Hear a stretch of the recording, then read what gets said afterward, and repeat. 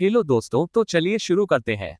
इस मूवी का नाम है लेडी स्टाइलिश लवर। इसे 1981 में रिलीज किया गया था। इस मूवी की कहानी में हम लोग एक औरत को देखेंगे जिसका पति एक वार में घायल हो जाता है।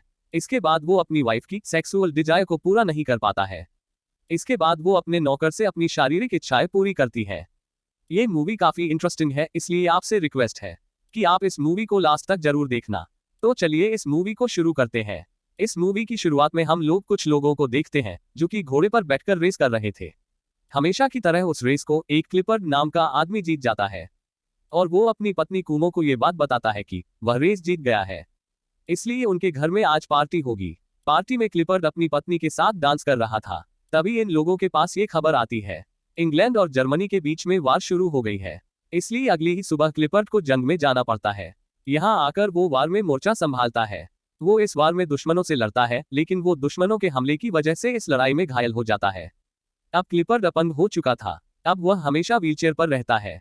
उसकी वाइफ कुमो उसका बहुत ख्याल करती है, लेकिन अब वह अपने वॉइस को शारीरिक सुख नहीं दे पाता है। एक बार जब ये लोग गार्डन में मिलते हैं, तब क्लिपर्ड कुमो से कहता है, तुम मेरी वजह से अपनी लाइफ बर्बाद मत करो। अगर तुम चाहो तो तुम किसी के साथ इंटीमेट हो सकती हो, और तुम दोनों का जो भी बच्चा होगा मैं उसे अपना वारिस बनाऊंगा। कुमो उससे बोलती है, तुम बहुत अच्छे हो, इसलिए मैं तुमसे बहुत प्यार करती हूँ। तभी यहाँ पर उनका नौकर ओलिवर आता है। क्लिपर्ड ओलिवर से कहता है कि तुम मुझे घर तक छोड़ दो। इसके बाद ओलिवर क्लिपर्ड को घर तक छोड़ देता है। इसके बाद जब ओलिवर कुमो को देखता है, तब वो कुमो की तरफ अट्रैक्ट होने लगता है और वो उसे लाइक करता है। जब वो यहाँ से जा रहा होता है, तब ओलिवर पीछे मुड़कर देखता है। एक दिन अचानक क्लिपर्ड की तबीयत बहुत खराब हो जाती है। ये लोग जल्दी से डॉक्टर को बुलाते हैं, लेकिन क्लिपर्ड का डॉक्टर उन्हें नहीं मिलता है। इसके बाद यहाँ एक नर्स आती है और इस नर्स का नाम मिस बोटन था। मिस बोटन यहाँ आकर क्लिपर्ड का इलाज करती है। ठीक होने के बाद क्लिपर्ड कुमो से कहता है, तुम ओलिवर के पास जाओ और वहां जाकर देखो कि काम कैसा चल रहा है। कुमो को वहां जाना पसंद नहीं था, लेकिन क्लिपर्ड से वहां जाने के लिए कहा था, इसलिए वो वहां जाने लगती है। यहाँ पहुंचकर वो ओलिवर को देखती है, जो कि अपने कपड़े को उतार कर अपनी बॉडी को साफ कर रहा था। जब वो ओलिवर को ऐसे देखती है, तब उसके अंदर अजीब सी फीलिंग शुरू हो जाती है और वो ओलिवर को छुपकर देखने लगती है। वो यहाँ खड़ी होकर काफी देर तक ओलिवर को देखती है। इसके बाद वो बिना उससे मिले घर वापस लौट जाती है। घर आने पर क्लिपर्ड उसे काम के बारे में पूछता है। तब वह क्लिपर्ड को ये बताती है कि ओलिवर उसे नहीं मिला। इधर मिस बोटन क्लिपर्ड की ट्रीटमेंट के लिए रात में यही रुक जाती है। वही कुमो अपने कमरे में जाती है, लेकिन उसे रात में ओलिवर के ख्याल आने लगता है और वो ओलिवर के बारे में बार बार सोची जा रही थी। उसके बारे में सोचकर वो अपनी बॉडी को टच करती है। अगले दिन फिर से क्लिपर्ड उसे ओलिवर के पास भेजता है। कुमो जब यहाँ पहुंचती है तो ओलिवर उससे अच्छे से बात नहीं करता है, क्योंकि उसे ये बात पता चल चुकी थी कि कुमो उसे क्या चाहती है। और वो कुमो से अफेयर नहीं चाहता था, क्योंकि वो उसके घर का एक मामूली नौकर था और कुमो उसके बॉस की वाइफ थी। इसके बाद कुमो अपने घर लौट जाती है, लेकिन अगली बार जब ओलिवर से वो मिलती है, तो ओलिवर उसे अपने कॉटेज की एक चाबी दे देता है और अब वो जब चाहे तब उसके कॉटेज में आ सकती थी। ओलिवर इनके पंछी और अंडों का ख्याल रखता है, इसलिए अब कुमो जब चाहे तब यहाँ आकर उन पंछियों को देख सकती थी। कुमो अब हर रोज यहाँ आने लगी और वो यहाँ आकर चुपके से ओलिवर को देखती थी। जब वो ओलिवर के पास जाती है, तब ओलिवर उसे एक नन्हा चूजा दिखाता है। इस चूजा को देखकर कुमो रोने लगती है, क्योंकि अब तक कुमो का कोई भी बच्चा नहीं था और अब क्लिपर्ड की हालत बहुत बुरी हो चुकी थी, इसलिए कुमो यहाँ रोने लगती है। तब ओलिवर उसके करीब आता है और उसे गले से लगा लेता है। इसके बाद ये दोनों यहीं पर इंटीमेट होते हैं, लेकिन इंटीमेट होने के बाद कुमो को ऐसा करके बहुत बुरा लगता है और वह अंदर ही अंदर गिल्टी फील करने लगती है। इसके बाद वो वहां से भागकर अपने घर जाती है। उसे ऐसे भागते हुए मिस वॉटन देख लेती है। ओलिवर के साथ इंटीमेट होने के बाद अब कुमो काफी दिनों तक उससे नहीं मिलती है। वो ओलिवर से प्यार तो करती थी, लेकिन उसे ऐसा लगता था जैसे ये सब गलत है और वो क्लिपर्ड को धोखा नहीं देना चाहती थी। इधर ओलिवर को भी कुमो की बहुत याद आती है और वो कुमो से मिलने के लिए जाता है। अब वो कुमो के घर के पास पहुंच चुका है। ओलिवर कुमो को एक बार देखना चाहता था, लेकिन उसे कुमो कहीं भी दिखाई नहीं देती है। मिस वॉटन यहाँ ओलिवर को देख लेती है। कुछ देर बाद ओलिवर यहाँ से चला जाता है। एक दिन जब कुमो अपने घर के बाहर बैठी हुई थी, तब ओलिवर उसके पास आता है और उससे पूछता है, क्या हमने कुछ गलत किया है। कुमो उससे बोलती है, नहीं। इसके बाद दोनों जंगल में जाते हैं और ये लोग फिर से इंटीमेट होते हैं। एक बार ओलिवर क्लिपर्ड के घर में आता है और वह यहाँ आकर क्लिपर्ड से बातें करता है। ओलिवर यहाँ क्लिपर्ड को ये बताता है उसने 2 शिकारियों को पकड़ा है जो कि उनके पक्षियों का शिकार कर रहे थे।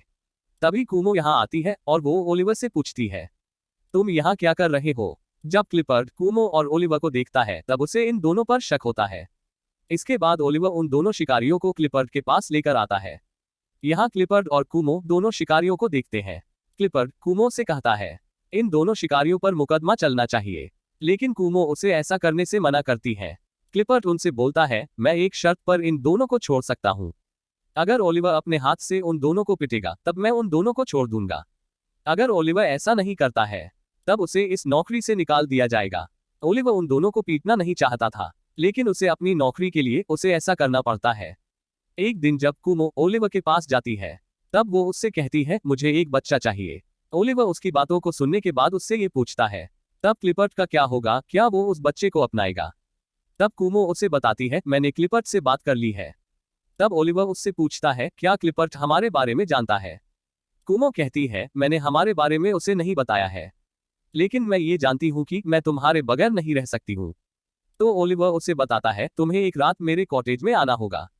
और वो ऐसा करने के लिए कुमो की बात मान जाता है। जब कुमो यहाँ से घर जाती है तब मिस बोटन को कुमो के सर पर घास का एक टुकड़ा दिखाई देता है, जिसे देखकर वह समझ जाती है कि ओलिवर और कुमो का अफेयर चल रहा है। इधर हम लोग कुमो और ओलिवर को देखते हैं, जो कि अक्सर मिलते हैं। ये कुमो ओलिवर से कहती है, मैं एक रात तुम्हारे कॉटेज में जरूर आऊंगी और मैं उस रात तुम्हारी वाइफ की तरह रहूंगी।